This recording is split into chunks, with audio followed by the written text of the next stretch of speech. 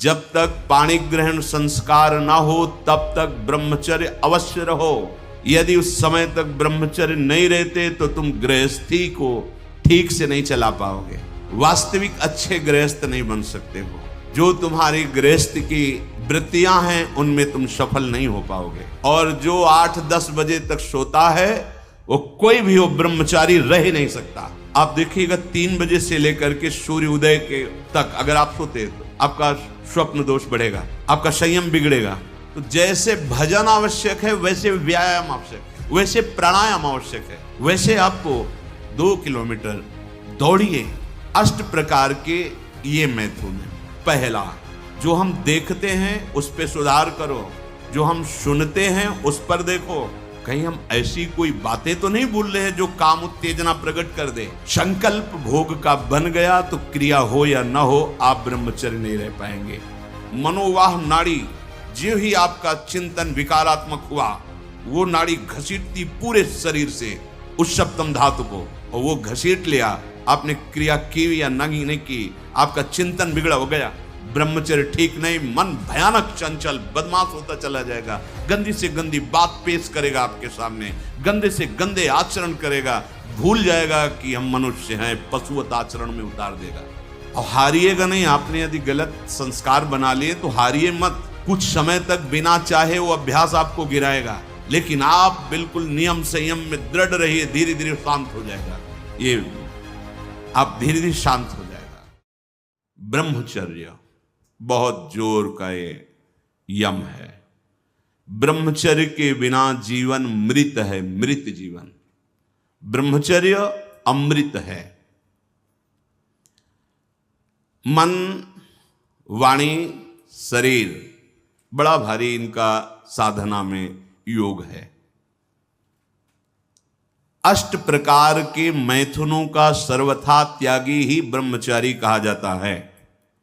पूज्यपाद श्री उड़िया बाबा जी महाराज, मूर्तिमान ब्रह्म, ब्रह्मचर्य ही महान सामर्थ्य, परम पुरुषार्थ, भगवत प्राप्ति का प्रबल साधन है। परम सुख का, परम शांति का, परम स्मृति का, महान धृति का ये प्रधान साधन ब्रह्मचर्य है।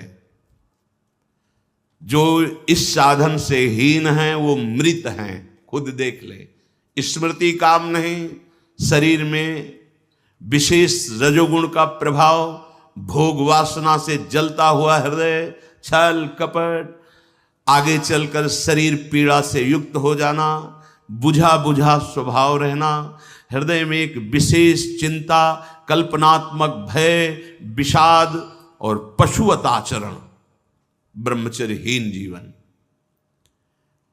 जो ब्रह्मचर्य धारण करना चाहे, भगवत मार्ग में जो चलते हैं उनके लिए तो है ही, पर जो भी परम सुख, परम आनंद और लोक में उन्नति, परलोक में परम पद, उसे ब्रह्मचर्य अवश्य धारण करना चाहिए। वैरागी के लिए नैष्ठिक ब्रह्मचर्य, आजीवन ब्रह्मचर्य। प्रवृत्ति गृहस्थ मार्ग के लिए संयम पूर्वक ब्रह्मचर्य का वर्ताव करना। जब तक पाणी ग्रहण संस्कार ना हो तब तक ब्रह्मचर्य अवश्य रहो। यदि उस समय तक ब्रह्मचर्य नहीं रहते तो तुम गृहस्थी को ठीक से नहीं चला पाओगे, वास्तविक अच्छे गृहस्थ नहीं बन सकते हो। जो तुम्हारी गृहस्थ की वृत्तियां हैं उनमें तुम सफल नहीं हो पाओगे। व्यभिचार व्यक्ति का सर्वनाश कर देता है। 20 वर्ष या 22 वर्ष की अवस्था तक तो सबको, जो भी बच्चे हैं उनको शिक्षा देनी चाहिए, ब्रह्मचर्य का ही पालन करें। बहुत सुंदर खेती गेहूं की लहलहाती हुई है, और देहाती भाषा में उसे गलेत कहते हैं। गलेत मतलब बाली निकलने को है। अब काट लो आप, एक दाना नहीं मिलेगा, और थोड़ा रुक जाओ धैर्य पूर्वक, बाली आ जाने दो, उसमें दाना पड़ने दो और दाना पक जाने दो, तो 1 बीघा खेत में 40 मन गेहूं होगा। ऐसे ही जो आप 13-14 वर्ष की अवस्था से आपके अंदर परिवर्तन होता है, एक भोगाकर्षण होता है, सबके अंदर जो इस भूमि में जन्मा है, या भगवान या भगवत प्राप्त महापुरुष कारक पुरुष, उसकी बात तो अलग है।